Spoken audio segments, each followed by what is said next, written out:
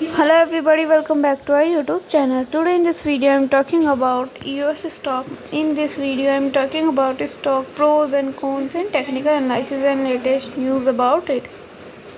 Stock was trading at 18.32 US dollar with 1.77% negative in a day. We can easily see stock was volatile for a day. The volume of stock was recently not all-time high, so the fundamental stock is not better for today. Before buying and selling the stock, please consult your financial advisor. Today's video is done. Thanks for watching. Please subscribe my YouTube channel and like the video, and also comment all related queries.